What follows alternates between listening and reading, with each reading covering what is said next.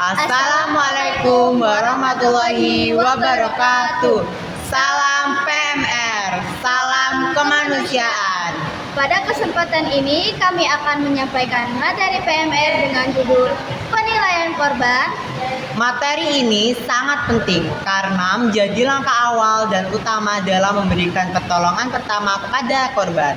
Sebelumnya, perkenalkan, nama saya Tabina Mutiara Trisna dari kelas 10 Keperawatan 2. Dan saya Putra Agus Setiawan dari kelas 10 Keperawatan 2.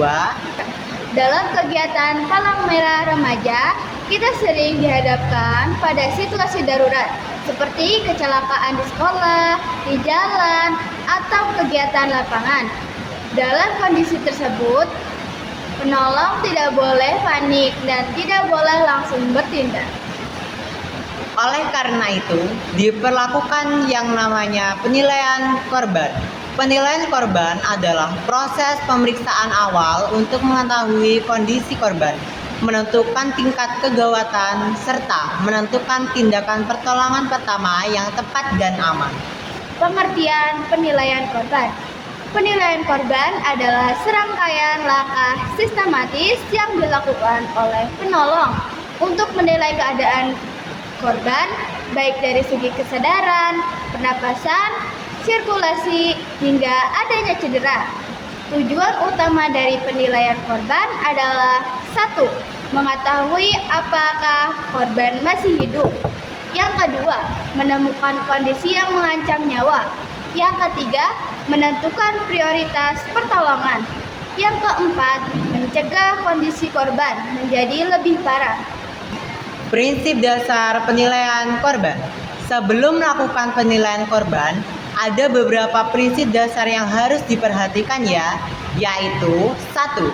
Utamakan keselamatan penolong, korban, dan lingkungan. 2. Tenang dan tidak panik. 3. Cepat tetapi tetap teliti. 4. Tidak melakukan tindakan di luar kemampuan. 5. Segera meminta bantuan jika diperlukan. Dalam PMR, kita mengenal prinsip safety first atau keselamatan adalah yang utama. Tahapan penilaian korban. Penilaian korban dalam PMR dibagi menjadi 2 tahap utama, yaitu 1. Penilaian awal. Yang kedua, penilaian lanjutan. Kami akan menjelaskan satu persatu. 1. Penilaian awal. Penilaian awal dilakukan untuk menentukan kondisi korban secara cepat dan mencari masalah yang mengancam nyawa. Penilaian awal biasanya menggunakan langkah A, B, C, D, E, yaitu A. Airway atau jalan napas. Langkah pertama adalah memastikan jalan napas korban terbuka.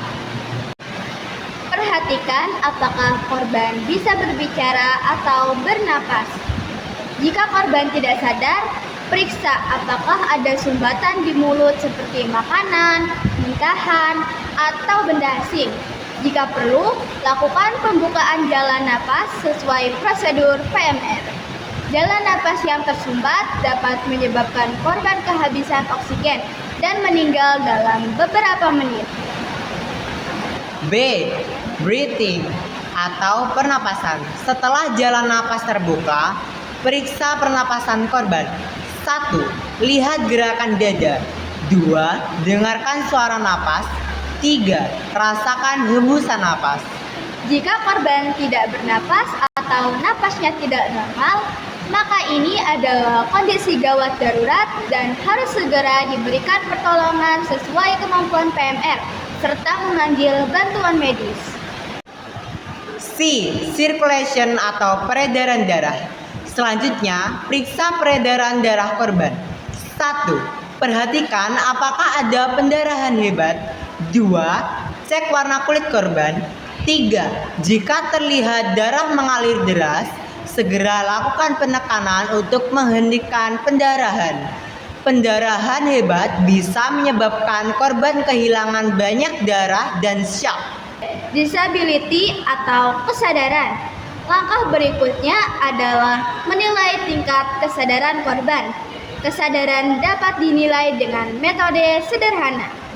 1. apakah korban sadar penuh? 2.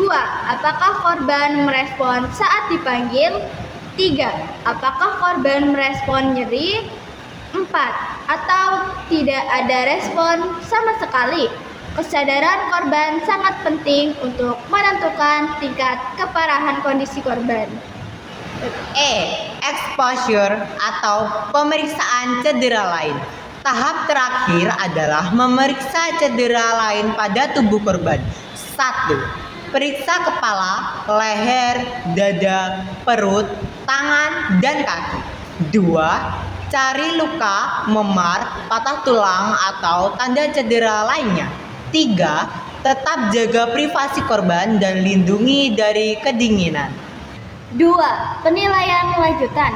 Setelah kondisi yang mengancam nyawa ditangani, penolongan dapat melakukan penilaian lanjutan. Penilaian lanjutan bertujuan untuk 1. Mengumpulkan informasi lebih lengkap. 2. Mengetahui riwayat korban. 3. Menentukan perawatan selanjutnya. Penilaian lanjutan meliputi 1. Wawancara korban jika sadar. 2. Pemeriksaan fisik dari kepala hingga kaki.